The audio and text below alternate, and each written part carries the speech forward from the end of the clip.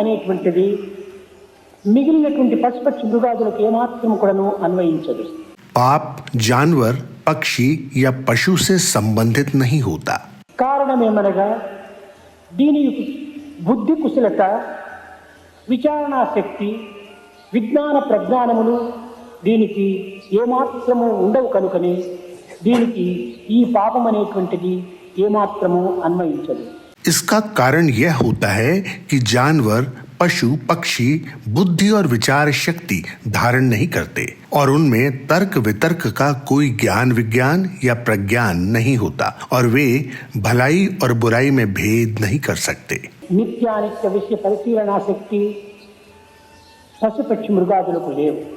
नित्य और अनित्य यानी नश्वर और शाश्वत का सूक्ष्म परीक्षण करने की शक्ति भी पशु पक्षियों में नहीं होती.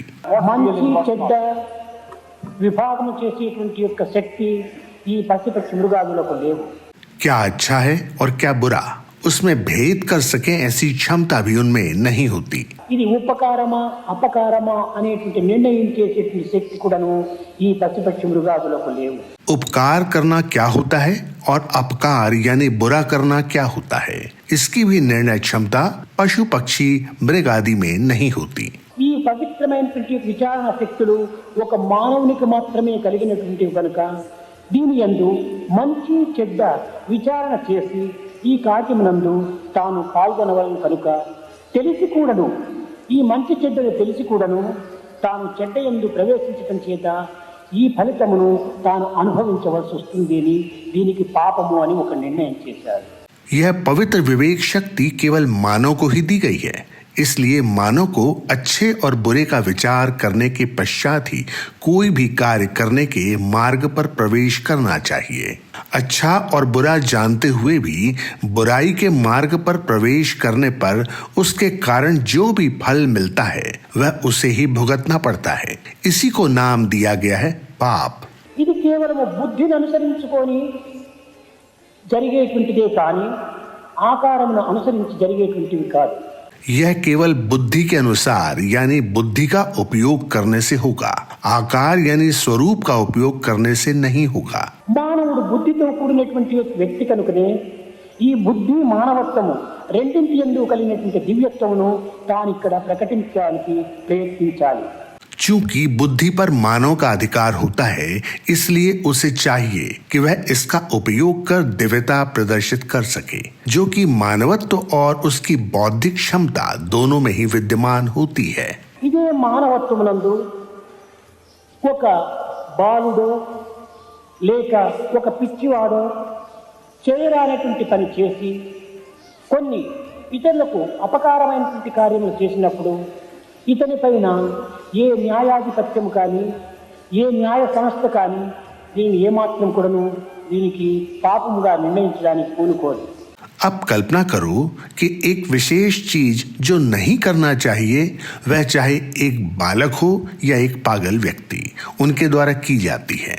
तब कोई भी व्यक्ति जो आधिकारिक स्थिति में हो या न्यायाधिपति हो वो यह निर्णय पारित नहीं कर सकता कि उन लोगों ने एक पाप किया है.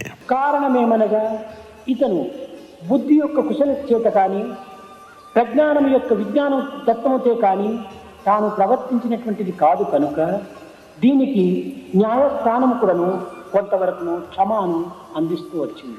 इसका कारण यह है कि ना तो बालक और न ही पागल व्यक्ति अपनी बुद्धि का प्रयोग करने की स्थिति में है. अतः जहां बुद्धि के लिए कोई स्थान नहीं है तो वहां न्यायाधीश या तो संभवतः कोई दंड नहीं देंगे और क्षमा कर देंगे या यह निर्णय करेंगे कि उसने कोई पाप नहीं किया है. కనుక మానవుడు తెలివితేటలతో కలిగినటువంటి వాడు కనుక కూడినటువంటి వాడు కనుక బుద్ధి యొక్క చురుకుతనము మానవుని యందు అధికముగా ఉండటం చేత ఈ విచారణా శక్తి మానవుని యందు అధికంగా ఉండటం చేత మానవుడు ఇటువంటి పాపములకు పాల్పడరాదు అని దీనిని నిర్ణయం చేసింది. किंतु एक साधारण मानव जिसकी बुद्धि तीक्ष्ण है उसमें विवेक शक्ति होती है, इसलिए कोई भी व्यक्ति जानबूझकर गलत नहीं करेगा.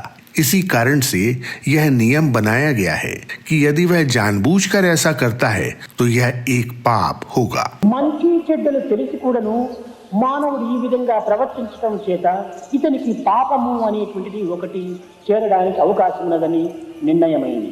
इसलिए यह तय किया गया है कि जो यह विवेक कर सकता है कि क्या करना भला है और क्या करना बुरा, और जानबूझकर कुछ बुरा करता है तो यह पाप कर्म होगा और इसका कर्म फल भी होगा. इस प्रकार यह सब कुछ तय किया गया है.